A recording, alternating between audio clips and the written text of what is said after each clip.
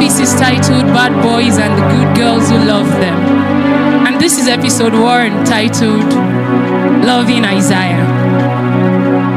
The first time that I saw Isaiah, I didn't think so much of him. And that's because, probably because I wasn't searching for love at that time. Wasn't searching for companionship. Wasn't looking for someone to share the joys and sorrows of my day with. You see, at that time, my eyes were fixed on the prize. And the prize was the bag. The goal was to become a literal agbabola. The second time I saw him, I wasn't searching for love either. But somehow, something about him struck me. He didn't do anything. He didn't even have to. I remember him walking up to me and trying to play catch up.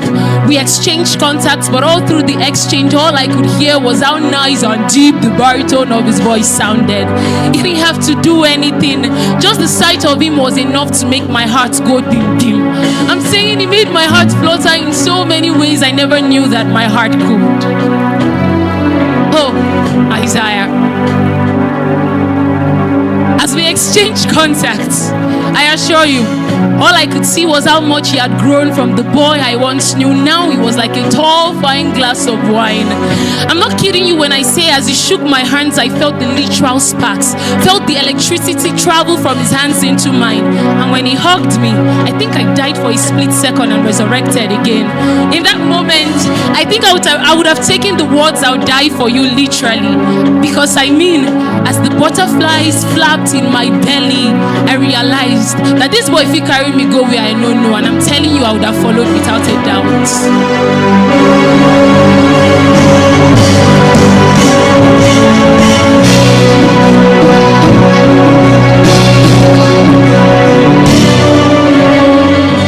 So the thing is, I know he's bad for my heart, and everything about him screams red flag. But somehow loving him promises adventures like I've never known. Loving him promises a whole new world of desires. You see, I am like a child, and to me, Isaiah is like cookie locked in jar. He's like candy I've been warned to stay away from, but somehow I just want to break the jar open. I mean, like Eve, I want to know what lies on the other hand of eating this fruit. You see, in my wildest imaginations, I've seen us married. In my many episodes of The Lulu, I've named our babies. So do you tell me not to love on this boy? Should I stay with the good and innocent guys? Is it worth risking all of the adventures that loving Isaiah promises?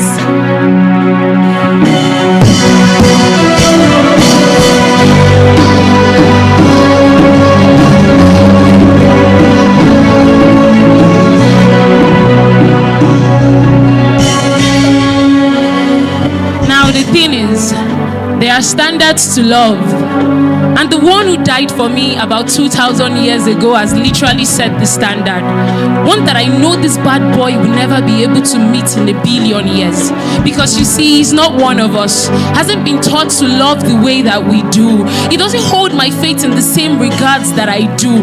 But something keeps telling me that, I can change him. I know these are whispers from the pit of hell, because I know that no man is capable of changing another human. Isn't there evidence all around? The many women who have been sent to early graves, the women whose bodies have become daily punching bags. Yet this thing keeps whispering, you can change him, you can change him. Isaiah isn't that bad, you know. The hard word spawns the artworks. And I want Isaiah. I really want Isaiah. And what's that thing they say? To every rule there is an exception. So what if we are the exception to the set rule? Who even made the rule that bad boys and good girls cannot go together? I've asked myself these questions over and over again, and I know the answer to these questions. The dog that will get missing will not listen to the hunter's whistle. So I'm here silently hoping, desperately praying that God would give me a pass. verse. You see, sometimes my conversations with God about Isaiah goes like, God, I've laid down so many things for you. I don't want Isaiah to be a part of those things. I'll go anywhere you send me, do anything it is you want me to do. I'll go to Afghanistan, go to the deepest parts of Gaza, but please let me love on this boy. Let me know what loving him feels like. Let me know what having him love me in return feels like. I know God's answer, but I do not want to accept it. I mean, my heart yearns for him. Like literally, every time he's in the same space with me, it's like I can't breathe. I know some of you don't get it because you're single Pringles. And I'm single too, but I love Isaiah.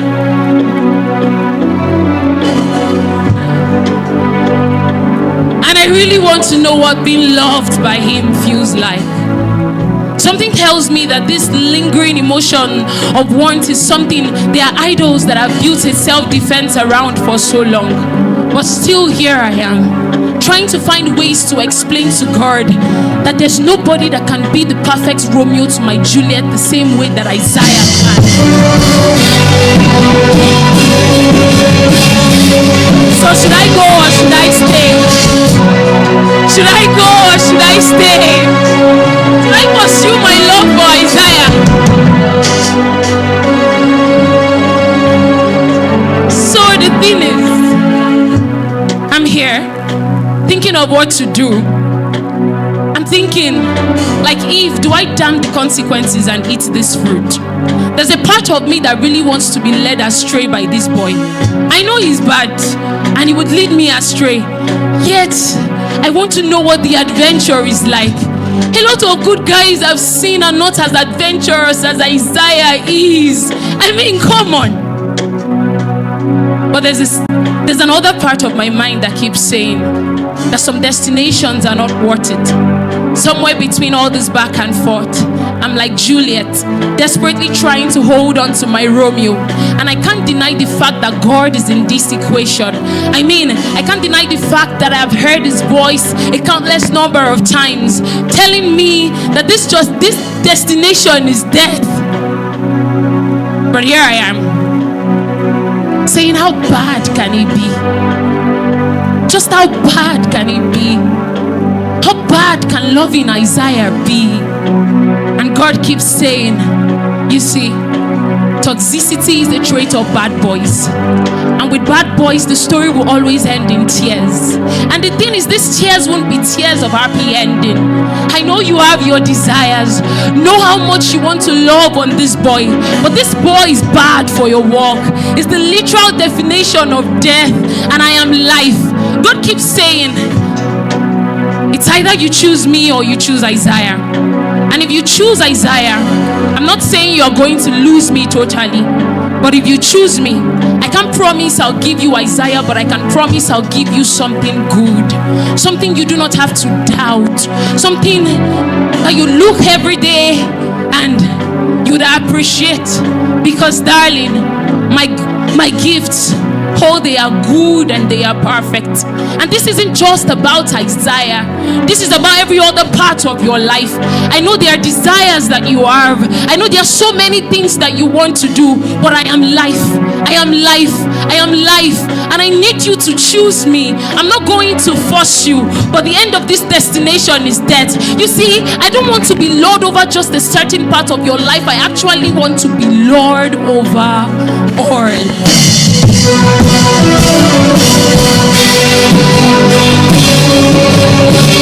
So let him be Lord over all. Let him be Lord over all. Let him be Lord over all. To listen to episode 2, subscribe to my YouTube channel.